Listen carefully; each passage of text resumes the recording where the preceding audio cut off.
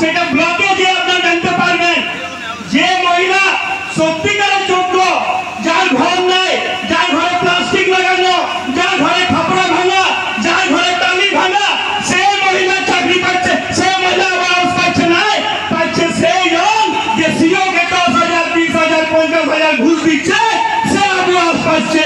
লিস্টে এরপর হয়ে যাচ্ছে, যার নাম 1 নম্বরে থাকা উচিত তার নাম লাস্ট হয়ে যাচ্ছে, আর যার নাম লাস্ট হওয়া উচিত তার নাম ফার্স্ট হয়ে যাচ্ছে। কেন? এই সিও, এই বিডিও, এই ডিসি, এই এসপি এত মান কেন বেড়ে গেছে?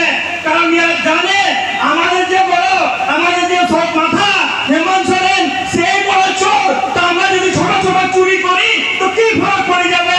এই হেমন্ত সোরেন আমাদেরকে কিচ্ছু বলবেন না, কারণ নিজে বড় চোর বটে। সেই জন্য এই চোরকে, এই ভোট সরকারকে যদি না ওখানে ফেলেন তো ঝাড়খণ্ডের আনেওয়ালা দিনে বহুত বড় দুর্গতি হওয়ার আছে। সেই জন্য আমরা সংকল্প করব এই বেঈমানকে এই ঝাড়খণ্ডের মাটিতে উঠার ফেলবো। এই স্বামী স্ত্রী যে পার্টি চলছে, যেমন সেই পার্টি যেমন নাম ও নিশান না থাকে, এই বেঈমানের যেমন নাম ও নিশান না থাকে, এটা আমরা শপথ গ্রহণ করে এখান থেকে যাব। আর আনেওয়ালা চুনাবে, এই 2 মাস পরে চুনাব হবে, তোকে বাধাই দিব যে বেঈমানি করার ফল একটাই হবে, তোমার জায়গা জেল, আর জেলে থাকবে। যখন জেলে গেল তখন কি নাটক করলো? বড় বড় দাড়ি বানায় চলে এলো, সাদা দাড়ি লাগছে, ওকে জেলে পাথর ফাটানো হচ্ছে, লাগছে ওকে জেলে চাকরি পিসা হচ্ছে। এমন লোককে ইমোশনাল করার জন্য, লোককে বোকা বানাবার জন্য বড় বড় দাড়ি বানায় জেল থেকে এসে গেল। দেখো আমাদের আদিবাসী ছেলেকে জেল পাঠাই দিল।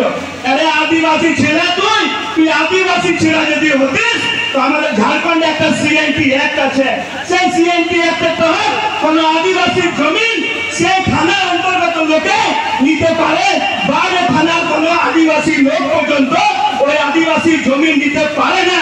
কিন্তু আপনাকে আমরা উদাহরণ দিব, একটা নতুন জাজ এসেছে ইডির মাধ্যমে, ইডির মাধ্যমে গাছে কি ধরা পড়েছে যে জমিন ঘোটালাতে 13,000 করোড়, 1-2 করোড় না বন্ধুগণ, ভালো করে শুনবেন, 13,000 করোড় জমিন ঘোটালা হয়েছে আমাদের ঝাড়খণ্ডে। আর সরকার যদি কেউ হয় সে হচ্ছে আমাদের হেমন্ত বাবু। তাহলে আপনি বলুন এই বেঈমানটাকে মুখ্যমন্ত্রী মানতে পারি? কোনোদিনও মানতে পারি না। যদি আদিবাসী জমিনে সিএনটি এর কাছে, তাহলে হেমন্ত বাবু ওর পরিবারের লোক, ওর আশেপাশের চামচাদের কাছে আদিবাসী জমিনে কি করে পর্চা বানিয়ে গেল আমাকে এটা বলে দে, তাহলে আমি আজ থেকে ওর খিলাফ বলা ছাড়িয়ে দেবো। আজ হেমন্ত সোরেন আদিবাসী, সে নিজের থানা ছেড়ে জমিন কিনতে পারে, কিন্তু ওর জমিন আমাদের গোবিন্দপুরে আছে, ওর জমিন আমাদের সাহেবগঞ্জে আছে, ওর জমিন আপনি চলে যান রাঁচিতে পাবেন। কি করে? তাহলে তুমি বলো আমি আদিবাসী, আমি আদিবাসী ছেলে, আমি আদিবাসী হিতৈষী, আমি আদিবাসী জমিন রক্ষা করবো, আমি জল জঙ্গল জমিনে রক্ষা করবো। এইটা শপথ নিয়ে তুমি মুখ্যমন্ত্রী হয়েছিলে, আর তুমি নিজে সিএনটি একটা উল্লঙ্ঘন করে নিজের জমিন বাড়াচ্ছ, আর তুমি বলো আমি আদিবাসী, আদিবাসীর উপর অত্যাচার হচ্ছে, আদিবাসীকে জেল পাঠানো হচ্ছে। আরে যদি বেঈমান হয়, চাই ও আদিবাসী হোক, চাই ও ওবিসি হোক, চাই ও এসসি হোক, চাই ও এসসি হোক, ওর একটাই জায়গা, সেই জায়গাটা হচ্ছে জেল। তোমার জায়গা জেল, আর তুমি জেলে থাকতে থাকো, তোমার বাইরে থাকার কোনো অধিকার নাই। তোমাকে আমরা মিথ্যা মিথ্যা দাওয়া তুমি করেছিলে।